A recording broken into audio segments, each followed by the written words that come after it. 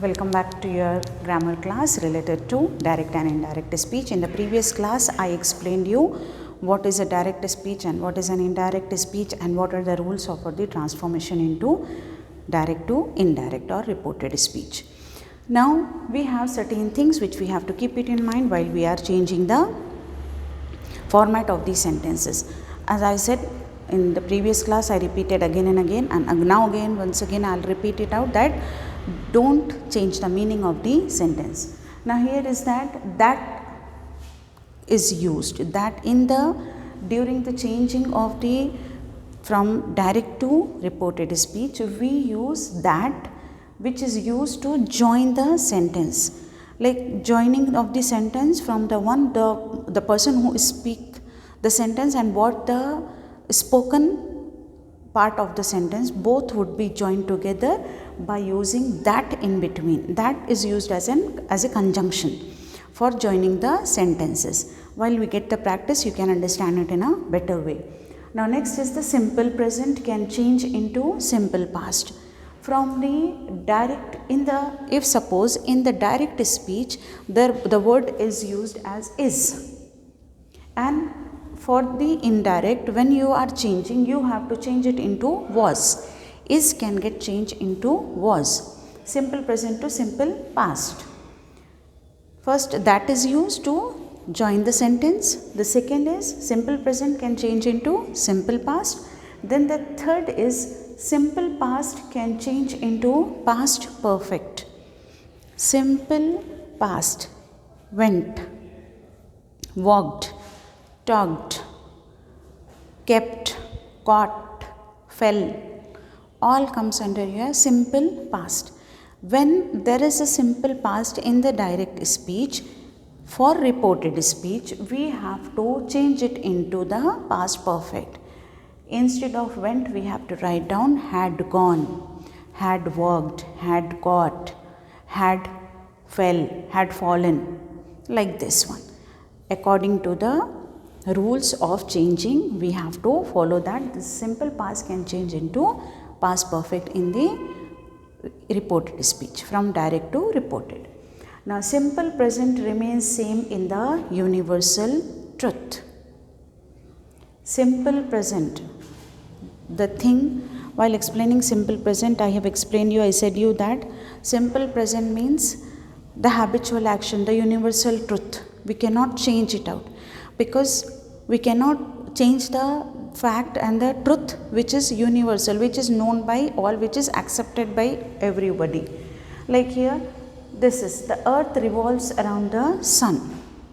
This is a universal fact. This is a truth which everybody knows that. So if this sentence is being written in direct speech, the earth revolves around the sun, teacher explained, or teacher said. Now when you have to report it in the indirect speech, you have to write down teacher explained that the earth revolves around the sun. No change in the present tense, simple present tense of the universal truth could remain as it is. Okay. Next is here, I hope you have got this one. When you are getting something which is truth universally, then you have to write down without change in the sentence, except the latter part could get changed, but not this particular part. Now the adverbs. In your study material on page number 128, you have all the adverbs, and in your reader also, I think page number 163, you have all the transformation of the verbs, adverbs, everything being given from direct to indirect, direct to indirect. What in the direct can get changed into indirect. Like in the direct speech, if now is there, in the reported speech you have to take then. Now can change into then. Ago can change into before. Tomorrow can change into the next day. Like this, there is a list which you can see, you can practice it out. It is there in the study material. Go through that one and understand it in a better way, or understand thoroughly, to keep into mind that okay, this is direct and this is indirect or reported speech. Now this is the rules, these are the rules, and even in the previous class also I have given you few rules which you have to follow it up. In the same way these rules are also there. If you don't follow these rules, obviously your reported speech could get wrong. Now we'll go for the rewriting the sentences into reported speech. All the sentences I have selected, though we have so many sentences in both the reader as well as the study material, that if you practice it out, you will become very good in solving the or in transforming the direct speech into indirect speech. So go through that one. 2-3 pages are being totally dedicated to the solution of this, or you can say the blanks and the transformation of the sentences. It's very compiled at one place. It's very easy for you to practice it out. Now I have selected the few of the sentences which I feel can create a doubt in your mind. Okay, so now this will go for the reporting, changing into the reported form. These are my books, she told him. Okay, what she told? These are my books. Now she told him was right. What to do? And if you remember what I said, that to be used. She told him that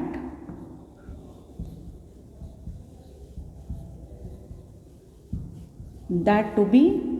Now we are combining. What we are combining? This part and this part. When we are joining them, we have to use that.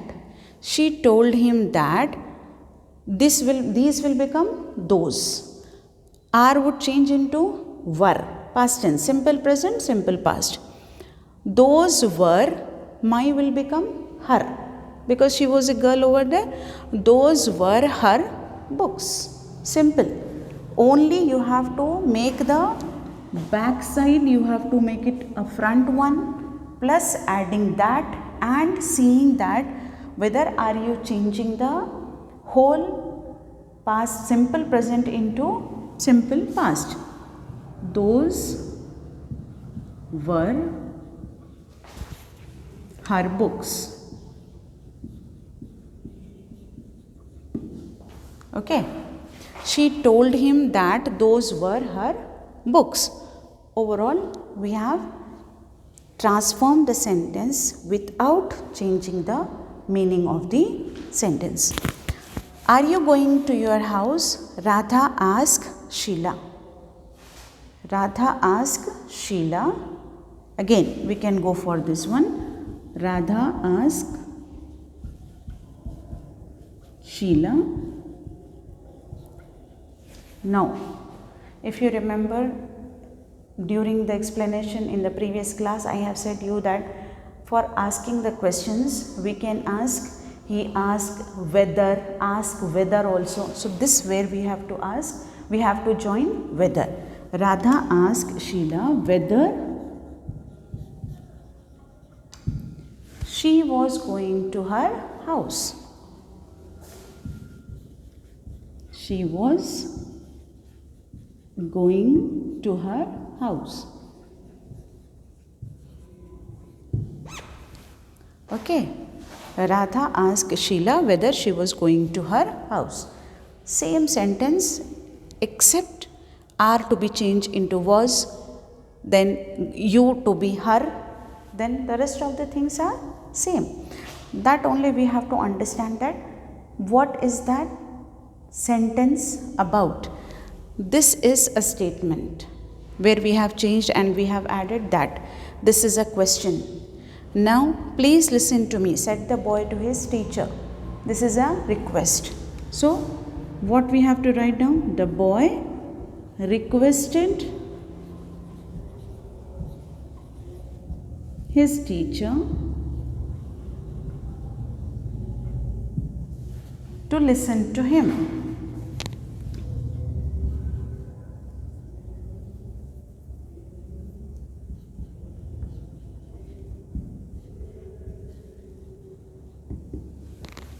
The boy requested his teacher to listen to him. That is the simple thing. Instead of please, what we are adding here? Requested. In order to make sure that after the transformation of the sentence, the request could not get changed into an order. So we are writing this request. Because please is there, we could not write down please. So we know that this is a request. So we are writing here requested. That tone and the meaning should never get changed. Sunil said to his daughter, I will take care of you. Now here when it will come as will, Sunil said to his daughter that, joining, okay, that he would, instead of will it could change into would. He would take care of her. Sunil said to his daughter that he would take care of her. Instead of will, what we are taking? Would. Obviously you, instead of you, because it is about the daughter, we are taking her. Oh, what a beautiful place it is, he said. Here when we are saying this, he said, we know that this is an exclamation mark. It is an interjection where the exclamatory marks are there. So what we have to write down? He exclaimed joyfully. Here he, because he is there, so he, instead of said, we have to write down he exclaimed joyfully that the place was very beautiful.